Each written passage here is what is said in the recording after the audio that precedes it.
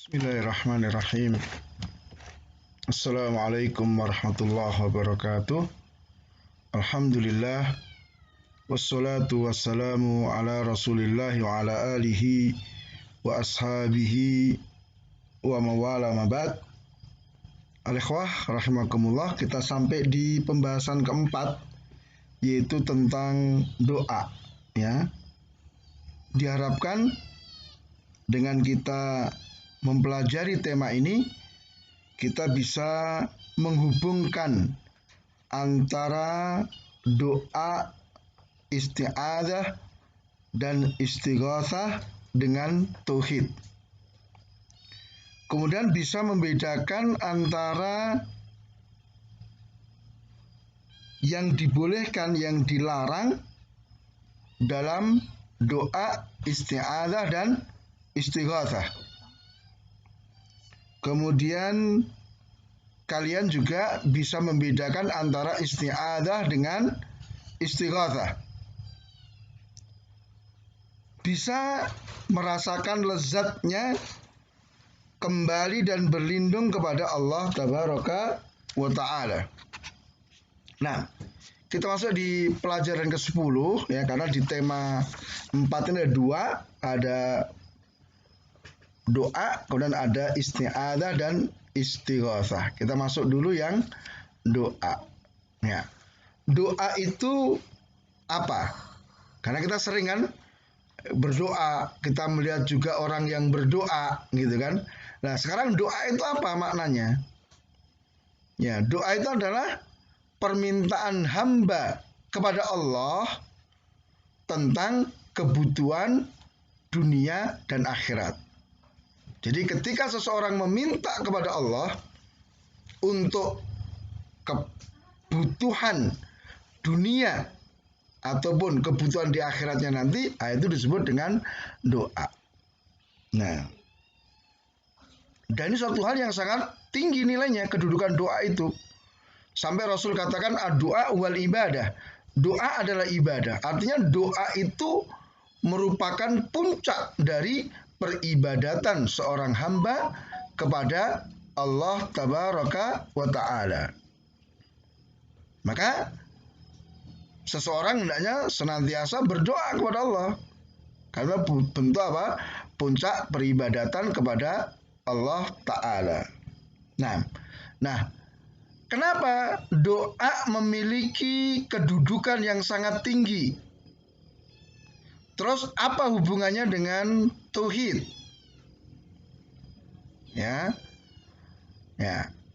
Karena di dalam doa itu terkumpul berbagai jenis ibadah yang sangat banyak. Di antaranya apa? Sikap bersandar kepada Allah Ta'ala. Sebab orang yang berdoa, dia mesti yakin bahwa Allah akan mampu untuk memenuhi permintaannya. Ada sikap merendah kepada Allah, karena yang namanya orang meminta itu mesti merendahkan diri kepada yang dimintai. Juga doa itu menunjukkan kebutuhan seorang hamba kepada Allah.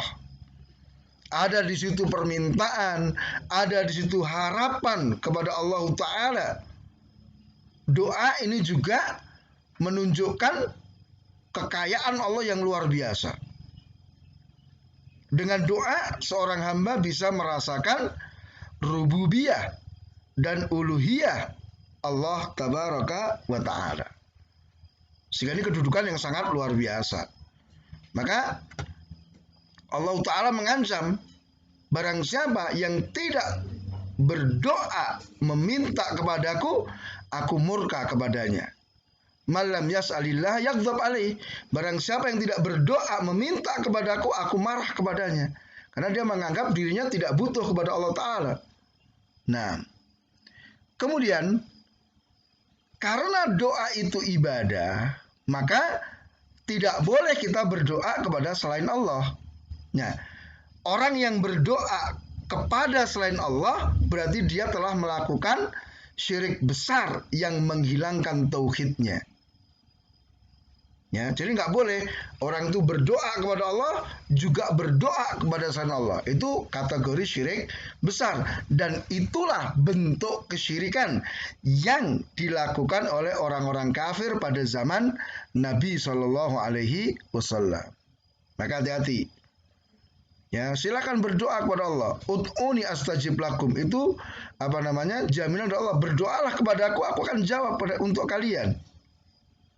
Nah, wa qala rabbukum ud'uni astajib lakum. Allah berkata, berdoalah kepada aku akan jawab doa-doa kalian. Nah, ya, jadi sekali lagi ini perintah dari Allah Ta'ala untuk berdoa hanya kepada Allah Tabaraka wa Ta'ala. Kemudian di sini kita akan bahas tentang sebab-sebab dikabulkannya doa. Karena ada orang yang menganggap, waduh aku udah berdoa nggak dikabulkan. Ya, karena doa itu untuk dikabulkan itu ada syarat dan ketentuannya. Ada syarat-syarat yang harus dipenuhi untuk dikabulkannya doa. Ada hal-hal yang harus ditiadakan agar doa kita itu didengar, dijawab oleh Allah Ta'ala. Nah, kita akan bahas di sini diantaranya apa? Yang pertama, mentauhidkan Allah dan ikhlas berdoa hanya kepada Allah. Ya, jangan sampai kita berdoa kepada Allah juga kepada selain Allah. Kemudian dalam berdoa itu kita bertawasul, berperantara dengan menggunakan nama-nama Allah yang husna dan sifat-sifat Allah yang maha tinggi. Jadi kita mesti sebut dulu, ya Allah, ya Rabbana, Allahumma, kan begitu. Kita gunakan nama-nama Allah dan sifat-sifat Allah untuk meminta kepada Allah Ta'ala. Kemudian diawali dengan pujian kepada Allah, sanjungan kepada Allah, kemudian bersolawat kepada Nabi Shallallahu Alaihi Wasallam. Ini adab dalam berdoa. Jadi jangan langsung tiba-tiba minta gitu, ya. Dimulai dengan pujian dan solawat. Kemudian berdoa dengan sungguh-sungguh. Jangan sampai kita berdoa dari hati yang lalai. Kemudian mengetahui, memahami doa yang dia ucapkan. Jangan sampai kita doa tapi nggak ngerti apa maknanya. Ya, kemudian merengek dalam doa. Caranya apa? Dengan mengulang doa itu sebanyak 3 kali. Diulang-ulang permintaannya. Kemudian tidak tergesa-gesa untuk dikabulkan. Wah, aku udah doa tapi nggak dikabulkan, udah minta nggak dikasih. Jangan seperti itu. Ya. Kemudian berdoa pada waktu-waktu yang mustajab. Di antaranya apa? Ketika sedang sakit, ketika sedang terdolimi, ketika sedang hujan, ketika sedang terancam bahaya, sedang mengalami kesulitan. Silakan, itu di antara waktu-waktu mustajab untuk kita berdoa. Ya. Juga misalnya apa? Berdoa di waktu-waktu utama ya, sepertiga malam terakhir, ketika sedang sujud, ketika sedang berpuasa, ketika sedang bepergian.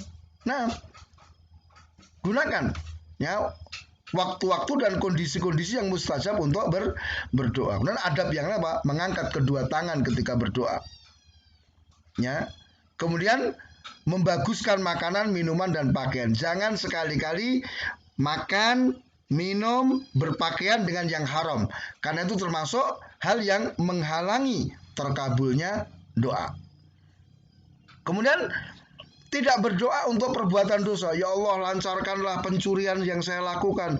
Ya Allah, mudahkan saya membolos dari sekolah. Jangan.